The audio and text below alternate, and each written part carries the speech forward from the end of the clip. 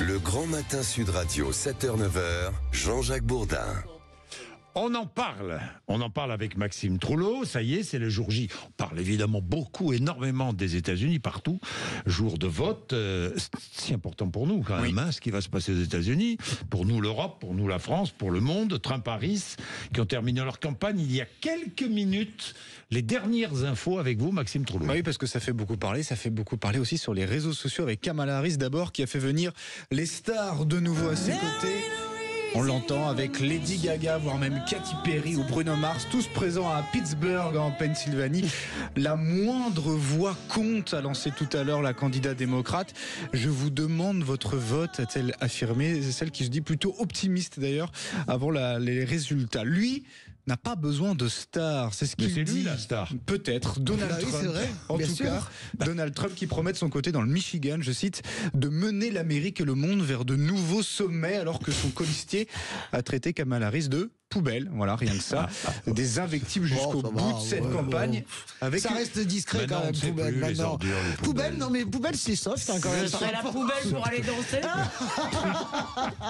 Il y a une vidéo qui fait le tour des réseaux sociaux. Absolument. Je l'ai vue. Vous l'avez vue cette vidéo? De quelle parlez-vous? Donald Trump en plein meeting où il évoque la foule qui se presse pour aller le voir au moment où le caméraman dézoome, filme la partie haute de la salle, une partie très clairsemée voire vide, un public qui a quitté la salle avant la fin du discours, tout simplement, une salle qui était quand même plutôt bien remplie au début de ce discours. Ça a fait sourire évidemment plusieurs internautes. Non mais c'est très intéressant ce qui se passe dans ces derniers moments. Pittsburgh, la bataille pour la Pennsylvanie, parce qu'on rappelle peut-être pour les gens qui ne le savent pas que parmi les swing states, en fait, la Pennsylvanie est très importante parce qu'elle envoie 19 grands électeurs. Donc la question est la bataille de Pittsburgh, tu vois, ou de Gettysburg, si on veut vraiment rester dans la vraie histoire. Voilà, c'est une vraie bataille, quoi. Ouais, la question, juste ce qu'on a dit au début, que c'était très important pour nous, oui et non, parce que comme vous l'avez déjà dit, comme Françoise l'a très bien dit, la réalité, c'est que pour nous, ça changera pas énormément de choses. Il n'y a pas un gentil, un méchant. Il y a surtout l'Amérique d'abord pour les deux.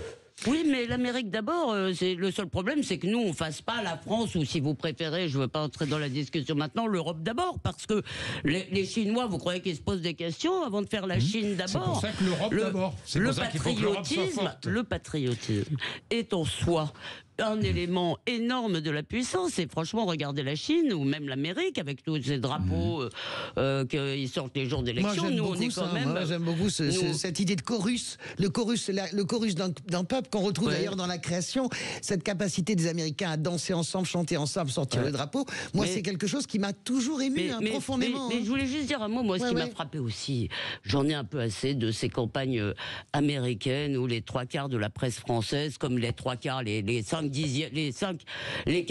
des beautiful people du monde sont démocrates. se croient obligés d'expliquer tous les matins qu'avec Trump le fascisme va arriver. On s'en fout de leur opinion. Ce qu'on veut, c'est comprendre pourquoi des gens votent Trump.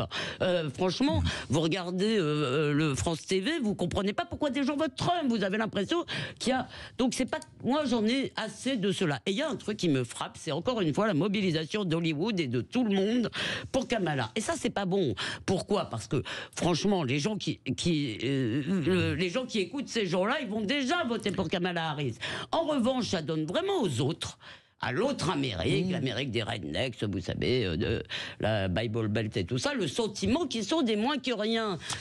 J'en ai assez de ces mobilisations d'Hollywood. Mais en même temps, ils ont aussi... Non, mais Elisabeth, là où vous êtes un peu injuste, je suis d'accord avec vous, les Beautiful People, évidemment, Robert De Niro a été très, très actif et très incisif et très dur dans cette campagne contre Trump, et pas que lui.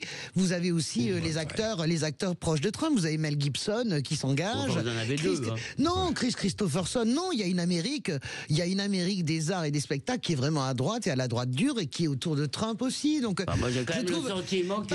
J'ai quand même le sentiment qu'Hollywood était avec Kamala Harris. Non, mais non, en fait. Non, justement, ça donne le sentiment aux gens qu'il y a une espèce d'élite, des gens, des gens distingués. Je comprends. Il y a la réalité du quotidien. Après, moi, alors, d'après ce que j'ai compris, les gens votent pas du tout pour des considérations de savoir-vivre, ils votent pour l'économie, en vrai. Ils votent pour l'économie et ils votent aussi pour les droits humains. Et ça, c'est ça qui va.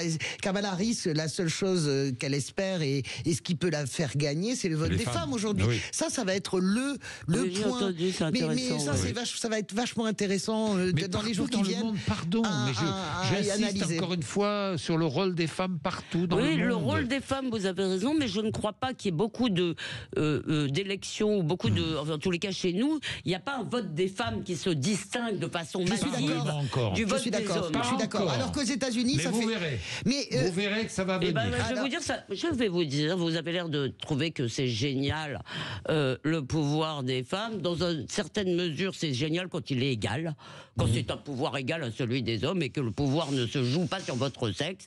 Quand votre pouvoir tient au fait que vous êtes une femme et que vous pouvez accuser tout ce qui bouge Non, autour mais ça, de c'est autre vous. chose. Oui, Mais mais ça, Non, c'est non, autre c'est pas autre chose. chose. On vit là-dedans, il y en a tous les jours. Elisabeth, c'est ce que vrai, je veux mais- dire, dans le cas des États-Unis, depuis toujours, depuis quelques années, on sait très bien que les femmes votent plutôt démocrates, on va dire, et que les hommes votent plutôt des républicains. Là, vous parliez de polarisation, de fausse polarisation. Il y a une vraie polarisation dans cette campagne pour la première fois.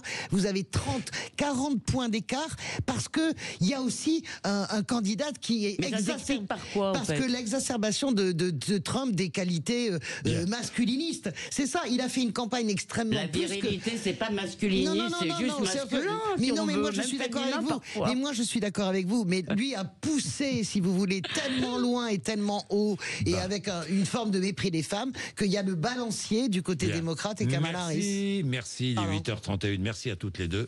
Nous allons suivre tout cela avec grand intérêt. Christian Estrosi, maire de Nice, est mon invité dans quelques instants. Le rappel des titres de l'actualité avec Laurie Leclerc.